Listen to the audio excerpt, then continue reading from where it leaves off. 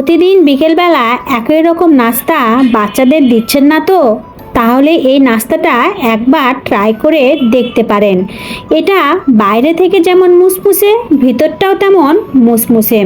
এটা বেশি কিছু লাগবে না বানাতে। যাই হোক, 2টা আলু আর 1 কাপ ময়দা দিয়ে এটা সহজেই বানিয়ে নেওয়া যাবে। আমি 1 কাপ থেকে 1 কাপের একটু বেশি ময়দা দিয়েছি।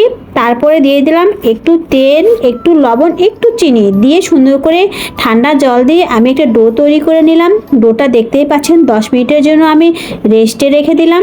তারপর নিলাম আলুটা আমি আগের থেকে সিদ্ধ করে নিয়েছিলাম অফ ক্যামেরায়। সেই আলুটাকে সুন্দর করে ম্যাশ করে নিয়েছি। আলুর মধ্যে আমি দিয়ে দিলাম একটু লবণ দেওয়ার পরে দিয়ে দিলাম একটু কর্নফ্লাওয়ার, তারপরে দিয়ে দিলাম মরিচের গুঁড়া,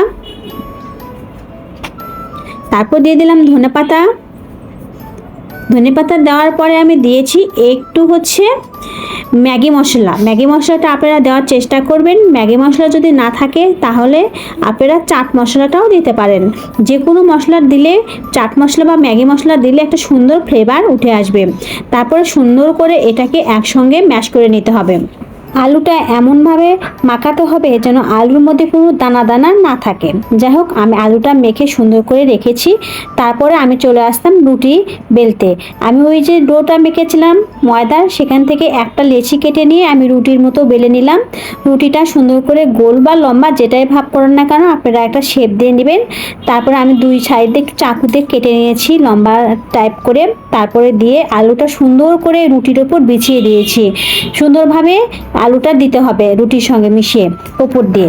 তারপরে এক সাইড থেকে রুটি উঠায়ে অন্য পাশে নিয়ে যেয়ে লাগাই দিতে হবে। আমি কিভাবে দিচ্ছি আপনারা দেখতেই পাচ্ছেন। তারপরে সুন্দর করে চারিদিকে একটু মুখটা মেরে দিতে হবে যেন ওই আলুগুলো ভাজার সময় বের না হয়ে যায়। আপনারা এভাবেই ময়দার যে রুটি বানাইছেন তার 2 পাশটাকে সুন্দরভাবে লেগে দিবেন। দেওয়ার পরে সুন্দর করে এটাকে সাইজ করে নেবেন। তারপরে চলে যাবেন একটা চাকু নিয়ে এটাকে কাটতে। চাকু দিয়ে সুন্দর করে আমি যেভাবে কাটতেছি সেভাবে কেটে নেবেন পিস করে। এটা আপনাদের পছন্দ মতো মোটা বা চিকন করতে পারেন। আমি আমার পছন্দ মতো শেপ করে নিয়েছি। তারপরে আমি যেভাবে হাত দিয়ে একটা প্যাঁচ মারতেছি দেখেন, আমি 2টা আঙুল দিয়ে সুন্দর করে এটা পেঁচায় দিচ্ছি। ওইভাবে পেঁচায় দিবেন। বাচ্চারা অনেক সুন্দর খুশি হয়ে যাবে পেঁচানো দেখে। আর রোল মনে করবে জিনিসটাকে, খেতেও মজা এবং দেখতেও রোলের মতো। বাচ্চারা রোল খাইতে অনেক বেশি পছন্দ করে। আমি কিভাবে দিচ্ছি আপনারা দেখতেই পাচ্ছেন।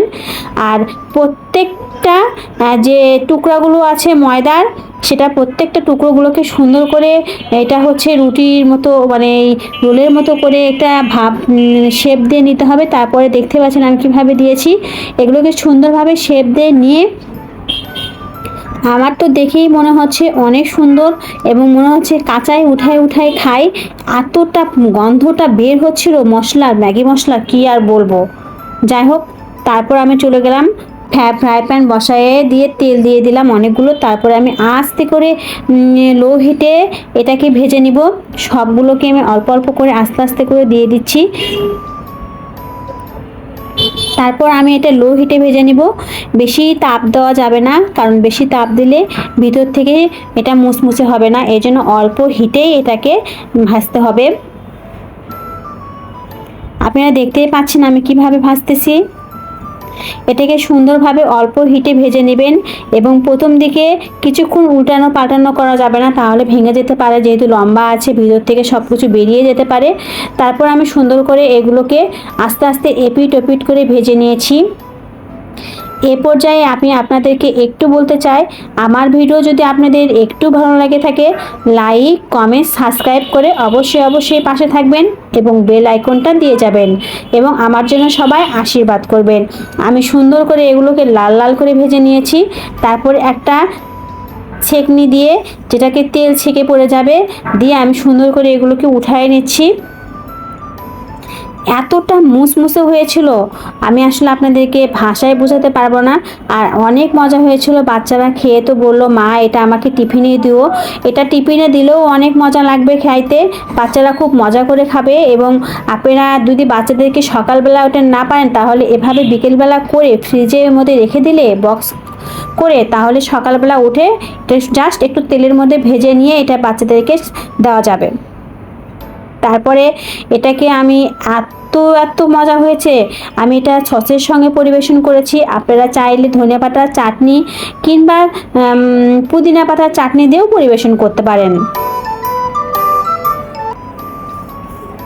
এত মজা আসলে, বানায় একবার হলেও বাসায় ট্রাই করবেন এবং আমাকে জানাবেন। আর আমার রেসিপি আপনাদের কেমন লেগেছে অবশ্যই কমেন্টস করে জানিয়ে যাবেন। আর এইটা বাচ্চা থেকে বড় সবাই অনেক বেশি পছন্দ করবে। আর এটা বানানোও খুব সিম্পল, আপনারা দেখতেই পেলেন আমি খুব ঝটপট এটা বানিয়ে নিলাম। আপনারাও এটা খুব ঝটপট বানিয়ে নিতে পারবেন। আলুটা শুধু জাস্ট যদি আগে একটু সিদ্ধ করা থাকে তাহলে বানাতে মাত্র 10 মিনিট লাগে, আমি যেটা আজকে খেয়াল করে দেখলাম। যাই হোক, আমার এটা দেখতেই পাচ্ছেন কতটা মুসমুসে হয়েছে আর এতটা লোভনীয় হয়েছে, ভিতর থেকে আলুগুলো খেতে এতটা সুন্দর লাগতেছিল আর এতটা মুড়মুড়ে হয়েছে, বাচ্চারা চিপসের মতো খাচ্ছে। যাই হোক, এত ভালো, আপনারা সবাই একবার হলেও ট্রাই করবেন এই রেসিপিটা। আলু এবং ময়দা দিয়ে এত সুন্দর একটা রেসিপি যে বানানো যায় আমি আগে জানতাম না। বাই বাই, এ পর্যন্ত।